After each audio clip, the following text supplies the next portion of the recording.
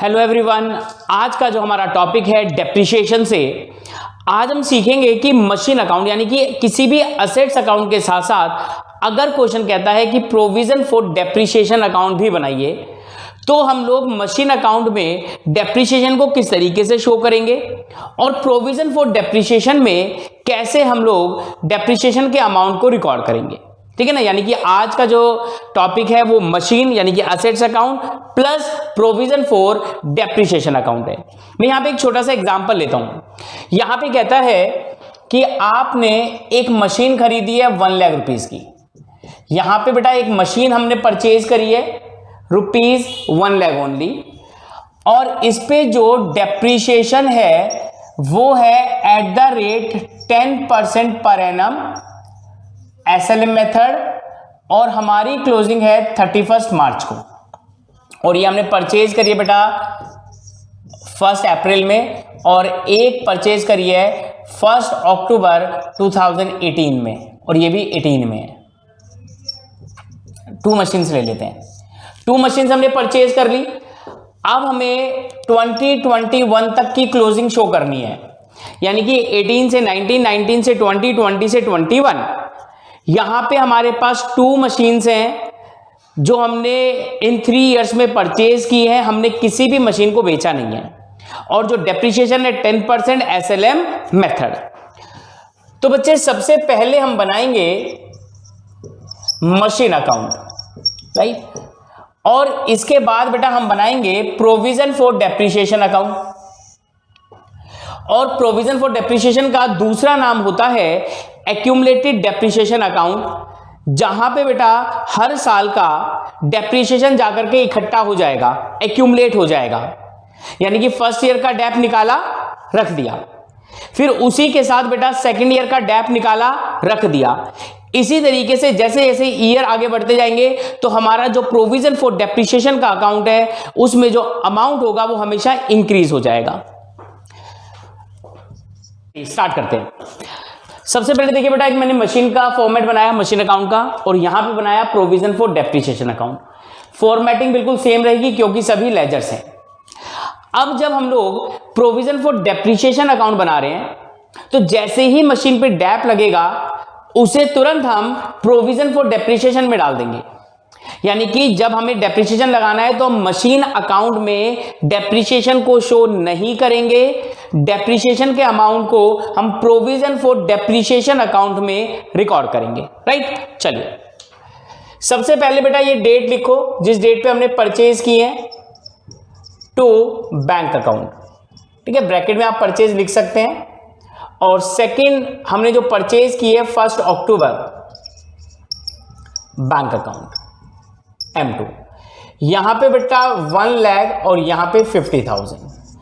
2 machines हमने first year में यानी कि 2018 में ही परचेज कर ली।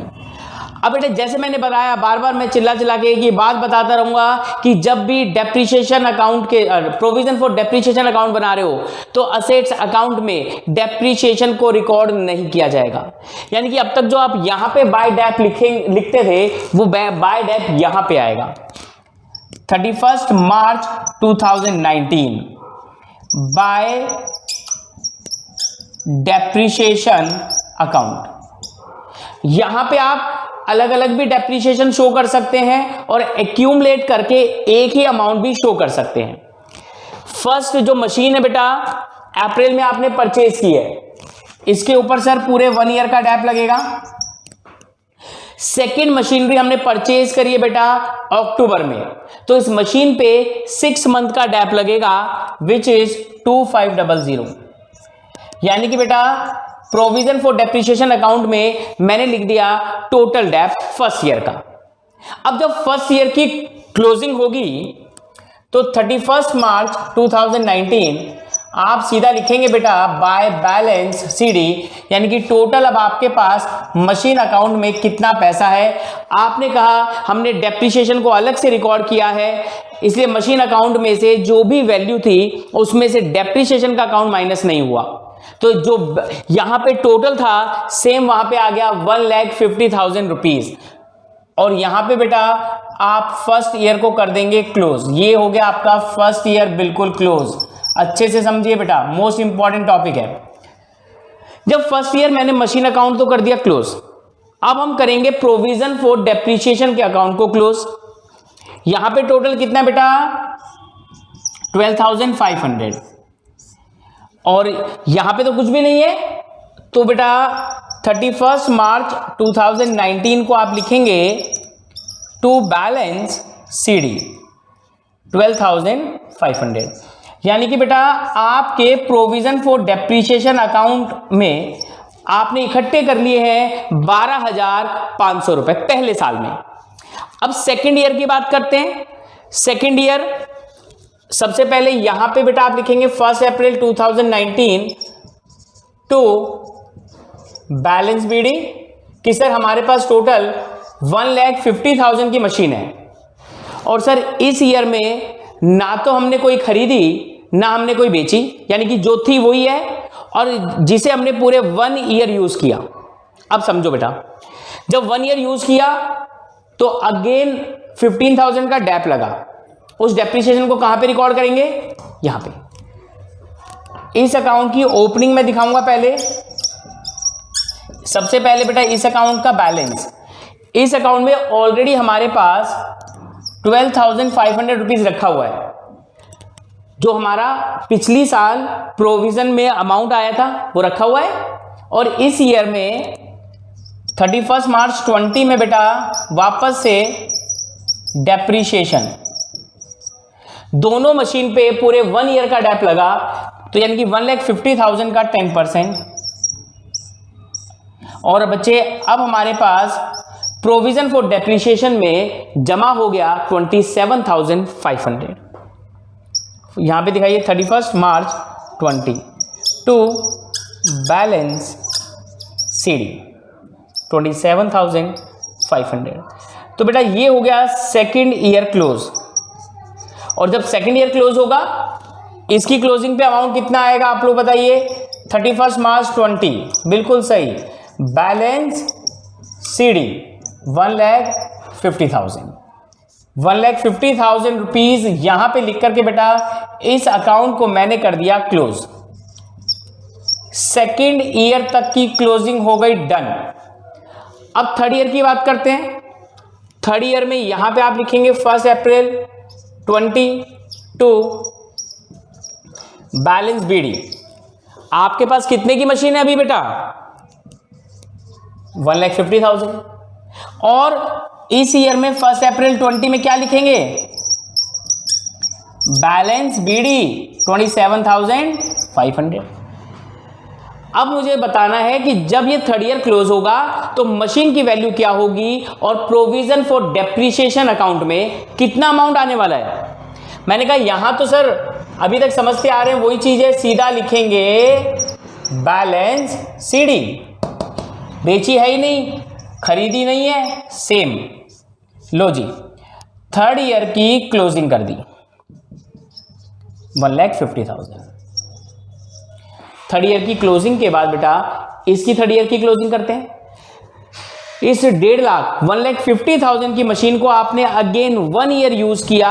अब 1 ईयर का डेप यहां पे लगा दो, 31 मार्च 21 बाय डेप्रिसिएशन अकाउंट 15,000, ये लो बेटा जी 42,500।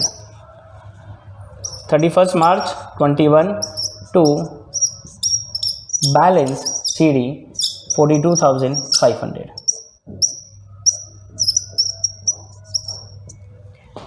बस अब दोनों जो अकाउंट आपने बनाए हैं उनकी क्लोजिंग के बाद उनका एक एक ओपनिंग बैलेंस दिखा देते हैं हम। 1 अप्रैल 21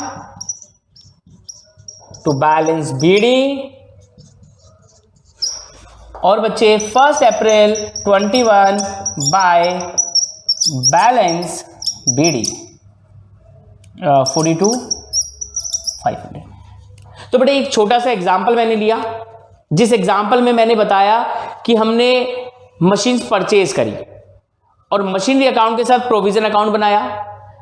अब नेक्स्ट पार्ट में हम सीखेंगे क्या कि जब हमने मशीन खरीदी और उसके बाद हमने शायद नेक्स्ट ईयर में एक और परचेज करी, फिर ड्यूरिंग 3 और 4 ईयर्स हमने एक मशीन को बेच दिया, तो बच्चे यहां पे हमने सिंपल किया, वहां पे थोड़ी सी कैलकुलेशन ज्यादा होने वाली है, राइट। एक एग्जांपल और देखते हैं। यहां पे मैंने एक एग्जांपल लिया बेटा, जिसमें मैं आपको बता रहा हूं कि फर्स्ट मशीन आपने अप्रैल में अक्टूबर में परचेज करी 2018, फिर 1 अप्रैल 20 में एक मशीन और परचेज की, और उसके बाद 1 अक्टूबर 20 में आपने फर्स्ट वाली मशीन को बेच दिया। अब ये प्रोसेस किस तरीके से होगा वो समझते हैं। सबसे पहले कहता है कि जी 1 अक्टूबर 2018 टू बैंक अकाउंट, आपने 1 लाख रुपीज की एक मशीन खरीद ली, और उसके बाद आपकी जो फर्स्ट क्लोजिंग है वो 31 मार्च 2019 में। तो जो फर्स्ट मशीन आपने खरीदी उस पे 6 मंथ का डैप लगा, लेकिन डेप्रिसिएशन को कहां पे रिकॉर्ड करेंगे, यहां पे 31 मार्च 2019 बाय डेप्रिसिएशन अकाउंट। कितना इस पे बेटा 6 मंथ का लगेगा, विच इज 5000। वहां तो डेप्रिसिएशन को रिकॉर्ड ही नहीं किया, यहां पे किया, इसलिए बेटा यहां पे जो बैलेंस होगा, balance CD which is 1 lakh. यहां पे एक सिंगल अमाउंट है ना, इसलिए आप केवल डबल लाइन से भी क्लोज कर दो ऐसे बस, ठीक है जी। यहां पे भी आप ऐसे कर सकते हो, ये लो,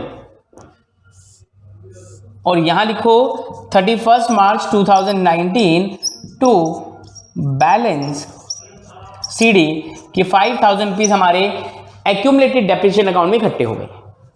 अब मैंने बात करी बेटा सेकंड ईयर की। सेकंड ईयर में 1 अप्रैल 2019 टू बैलेंस बीडी। सबसे पहले हमेशा बैलेंस लिखना होता बेटा।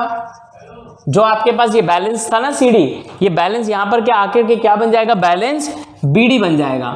अब इसके बाद आपने जब 31 मार्च, बेटा एक बार वीडियो रुकी थी, अब जब मैं 31 मार्च 20 की क्लोजिंग करूंगा तो यहां पे आप बोलेंगे बैलेंस सीडी, बैलेंस सीडी। लेकिन बेटा इस क्लोजिंग से पहले आपने एक और खरीदी 1 अप्रैल 20 में, सॉरी नहीं खरीदी, 1 अप्रैल 20 में, तो यानी कि यहां पे बिल्कुल सेम क्लोज। तो सेकंड ईयर में हमने कोई मशीन नहीं परचेज करी, तो जो 1 लाख की मशीन थी स्टिल वही है। ये तो सेकंड ईयर क्लोज हो गया। अब इसका सेकंड ईयर क्लोज कैसे करेंगे?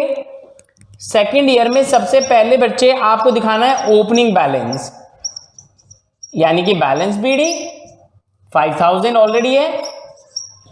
अब इस बार बेटा 31 मार्च 20 में डेप्रीशिएशन अकाउंट। अब आपके पास अप्रैल से लेके मार्च तक है, तो इसका 10%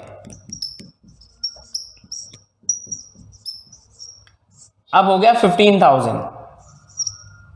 तो यहां पे बेटा 31 मार्च 2020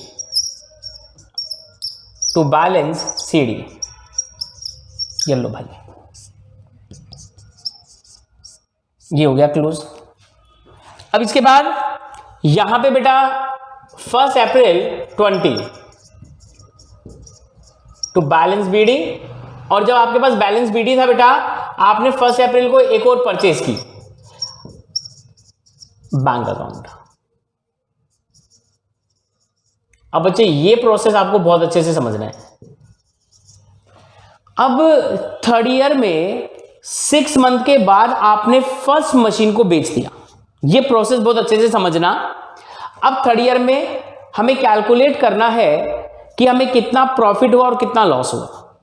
तो प्रॉफिट और लॉस को कैलकुलेट करने के लिए क्या करेंगे बेटा, हम यहां पे लिखेंगे जिस दिन हमने उसको बेचा, और यहां लिखे, अब तक क्या लिखते थे बेटा, डेप्रिसिएशन अकाउंट, लेकिन अब क्या लिखेंगे, provision for depreciation account, provision for depreciation account. यानी कि यहां पे ना बेटा जो मशीन मैंने बेची है उसका आज तक का, यानी कि यहां से लेके यहां तक का जितना भी डेप्रिसिएशन है वो मैं यहां लिखने वाला हूं।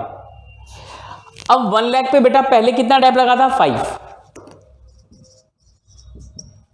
उसके बाद नेक्स्ट ईयर में कितना लगा था, 10। मैं जो मशीन बेच रहा हूं उसकी बात कर रहा हूं।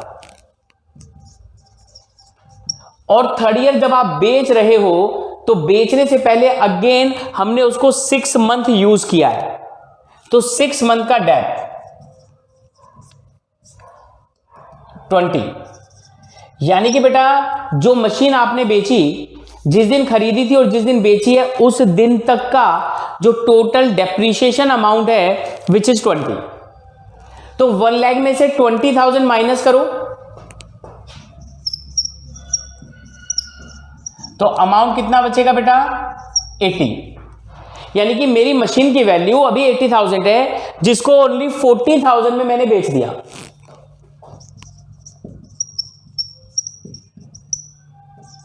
और यहां पे बेटा जब मैंने इसको 40 में बेचा तो मुझे लॉस हो गया 40,000 रुपीज का बाय P&L लॉस।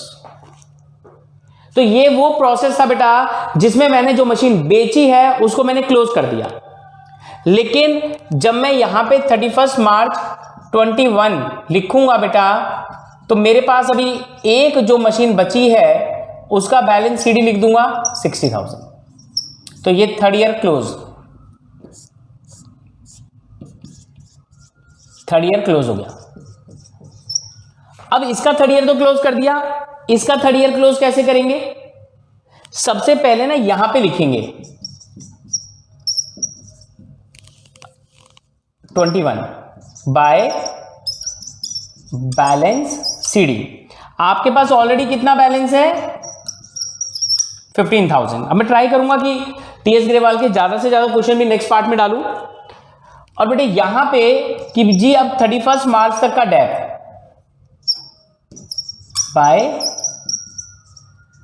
डेप्रिसिएशन।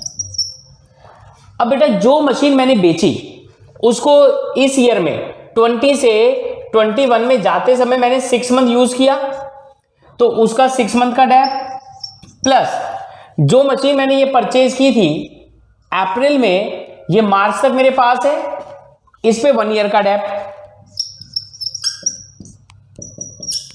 11,000।